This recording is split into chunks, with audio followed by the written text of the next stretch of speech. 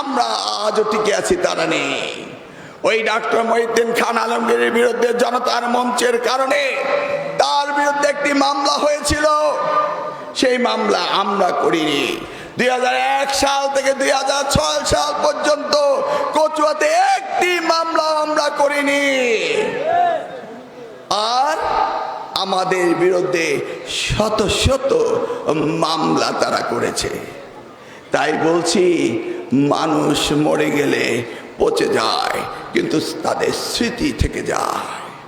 ওই তো সেই দিন আসার পথে দেখলাম ডক্টর জালাল মহিউদ্দিনের একটি পার্ক রয়েছে ওনার মৃত ছেলে মরহুম ছেলের নামে।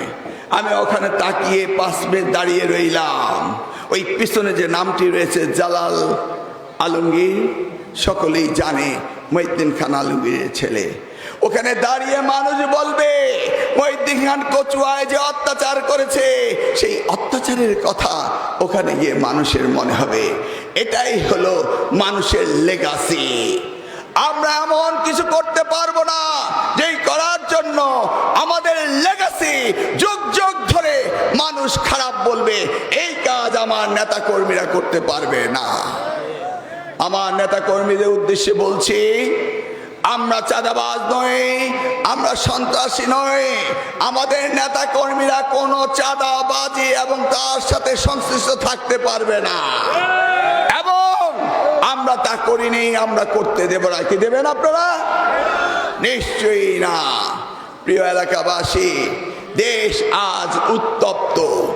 সারা বাংলাদেশ আজ ভারতের উস্কানিতে আজকে সারা বাংলাদেশ আজ অস্থির হয়ে আছে।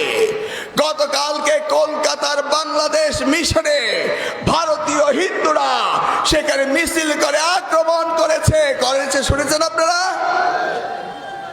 আমরা এই উস্কানিতে পড়তে রাজি না। আমরা বাংলাদেশের শান্তিপ্রিয় মুসলমানরা হিন্দুদেরকে নিয়ে আমরা একসাথে থাকব। আমাদের ভিতরে যেন কোনো উত্তেজনা সৃষ্টি না হয়। কি বৃষ্টি হচ্ছে?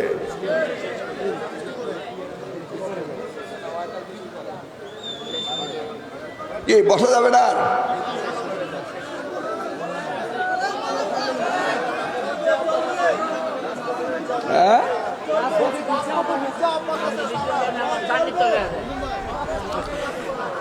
প্রিয় এলাকাবাসী, বৃষ্টি পড়লে আস্তে একটু সাইডে চলে যান, নাকি শেষ করে দেব? ভেবেছিলাম আমি আমার বিগত দিনগুলির অত্যাচার অনাচারের কথা, আগামী বাংলাদেশের কথা, আগামী দিনে দেশ নেতা তারেক রহমান সাহেব এসে বাংলাদেশে যে বাংলাদেশকে গড়ে তুলবেন তার গল্প আপনাদের শোনাবো।